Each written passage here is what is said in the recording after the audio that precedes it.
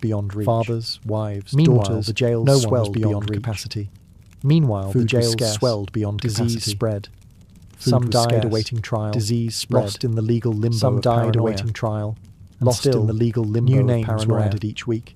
And still, In Salem, new it names no longer were added mattered each who week. you were. In Salem, Only who was it no willing longer to say mattered your who name. you were. Only By who the was fall willing of to say your 1692, name.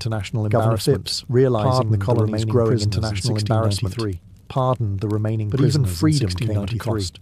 Many families But had even to pay for freedom their came own at a jail cost. fees before being Many released. families had to pay for Imagine their own jail losing your fees home, before being released. your health, And imagine nearly losing your your life, home, only your to be health, handed a bill for the and privilege nearly your of life. surviving.